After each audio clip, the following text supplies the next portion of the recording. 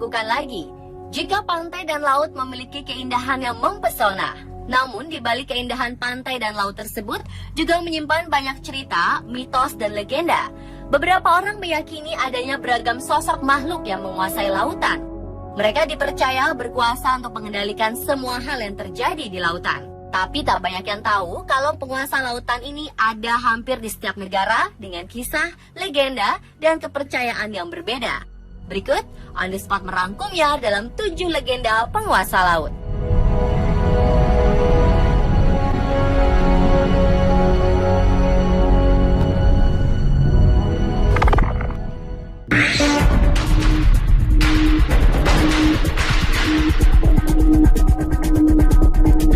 Pemirsa, tragedi pesawat AirAsia masih menyisakan duka mendalam bagi tanah air. Pencarian korban masih terus dilakukan dan penemuan badan pesawat telah mendapat titik terang.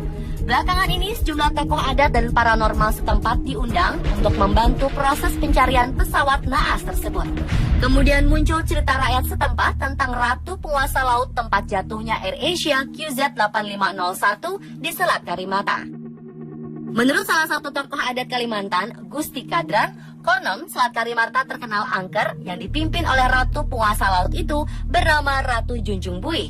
Junjung Buih disebut sebagai istri Pangeran Suryanarta yang memberikan keturunan-keturunan yang berkuasa di Kalimantan. Dia adalah putri raja pertama di Kalimantan, buah hasil pertapaannya di Candi Agung dan ditemukan dari tumpukan buih di sungai.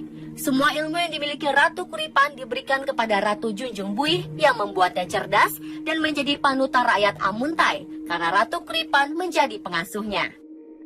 Terlepas dari benar atau tidaknya cerita ini, sebagai manusia kita harus pasrah dan berdoa kepada Tuhan agar semua korban dapat ditemukan.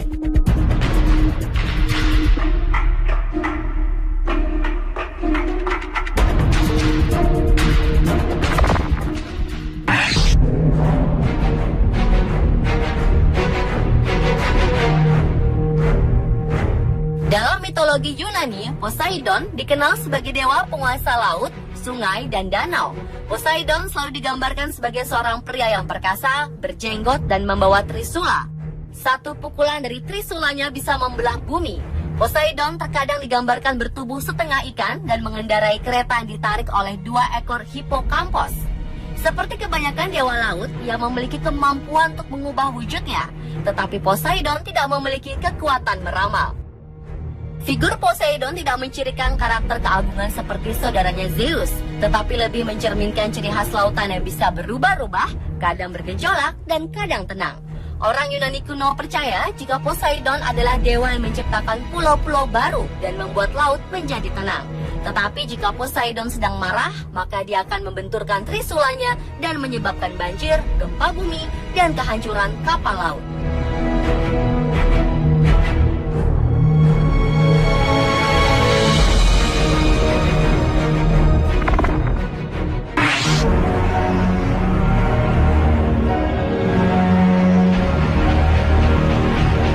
Jika di Yunani terdapat Poseidon sebagai legenda dewa penguasa lautan, di lautan wilayah Islandia dan Norwegia terdapat legenda penguasa laut yang dihuni oleh monster laut bernama Kraken. Kisah monster Kraken begitu melegenda di kalangan pelaut Norwegia selama ribuan tahun. Istilah Kraken pertama kali diperoleh dalam sebuah jurnal Systema Naturae karya Carolus Linnaeus pada tahun 1735. Jurnal itu berisikan nama monster-monster Norwegia yang hidup di abad ke-12. Dalam jurnal tersebut, Kraken dikisahkan sebagai makhluk sangat besar yang hidup di sekitar perairan sebelah utara Norwegia. Sementara itu, Erik Ludvigsen Pontoppidan, uskup Bergen yang juga seorang naturalis, pernah menulis di dalam bukunya Natural History of Norway yang terbit tahun 1752. Menurut Pontoppidan, Kraken memiliki ukuran sebesar sebuah pulau yang terapung dan memiliki tentakel seperti bintang laut. Ia juga menyebutkan kalau makhluk ini bisa menggulung kapal yang lewat dengan tentakelnya dan menariknya ke dasar lautan.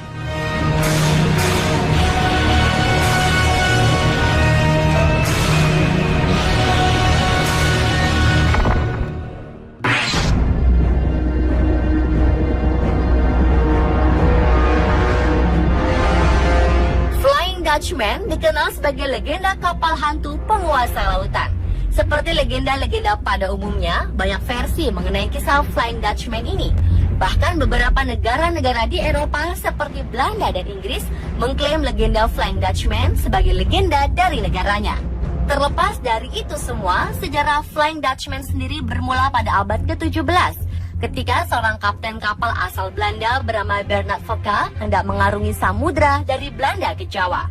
Versi lain menyebutkan Bernard Fokker bernama Ramhout van Dam atau Van der Decken. Konon kapal kapten Bernard Fokker melaju dengan kecepatan yang tidak bisa dibayangkan oleh orang-orang zaman dulu. Karenanya mereka dicurigai bersekutu dengan iblis dan meminta bantuannya. Di tengah-tengah pelayaran menuju Cape of God Hope, cuaca memburuk dan membuat kapal oleng. Para awak meminta pelayaran dihentikan, tapi Bernard sang kapten tidak mau dan bersikeras ingin menerjang badai. Dengan keangkuhannya, yang terjadi justru kapal dihantam oleh badai. Akhirnya mereka terkutuk untuk terus berada di laut lepas selama-lamanya.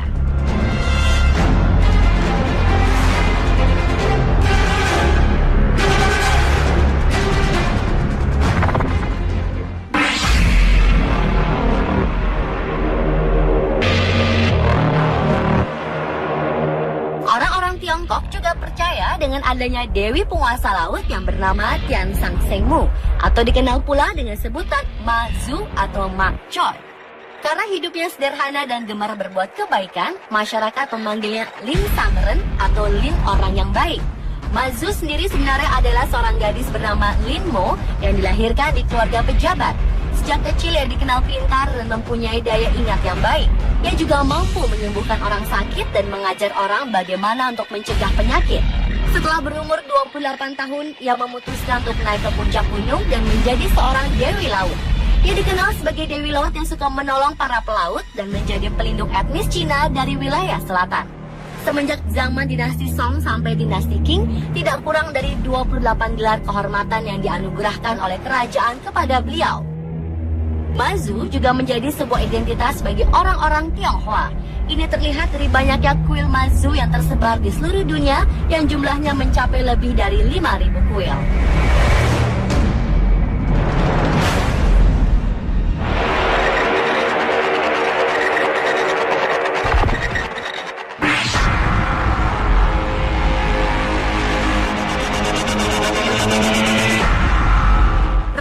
Selatan adalah sebutan yang ada pada umumnya merujuk pada dua tokoh, yaitu Kanjeng Ratu Kidul dan Nyi Roro Kidul.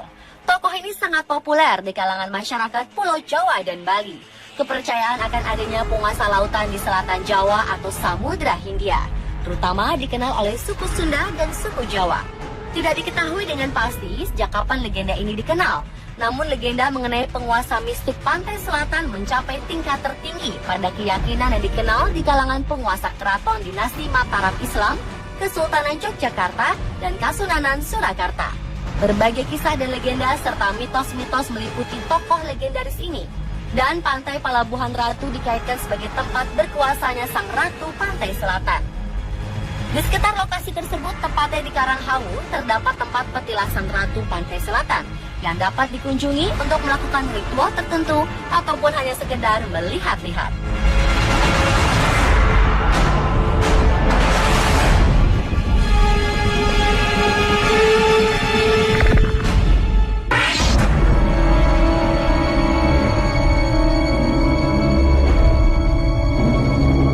Ada cerita beredar di masyarakat Pekalongan tentang penguasa pantai utara Jawa atau dalam kepercayaan masyarakat Pekalongan dikenal dengan Dewi Lanjar. Dewi Lanjar atau Ratu Laut Utara adalah sosok legenda penguasa laut utara Pulau Jawa, khususnya di utara Pekalongan, Jawa Tengah. Masyarakat Pekalongan pada khususnya masih memiliki kepercayaan kental terhadap sosok Dewi Lanjar. Konon keraton Dewi Lanjar terletak di pantai Pekalongan sebelah Sungai Selamaran. Dikisahkan pada zaman dahulu di Pekalongan, hiduplah seorang putri cantik bernama Dewi Rara Kuning yang telah menjadi janda di usia yang sangat muda karena suaminya meninggal beberapa waktu setelah pernikahan mereka. Itulah sebabnya Dewi Rara Kuning kemudian terkenal dengan sebutan Dewi Lanjar. Lanjar adalah sebutan bagi wanita yang bercerai dengan suaminya dalam usia yang masih muda dan belum mempunyai anak. Karena dirundung duka, Dewi Lanjar memutuskan untuk meninggalkan kampung halamannya dan bertapa di pantai selatan menghadap Ratu Kidul atas nasihat Raja Panembahan Senopati dan Mahapati Singorano. Konon dari pertemuan itu, Dewi Lanjar diperkenankan tinggal di pantai utara Jawa Tengah, terutama di Pekalongan.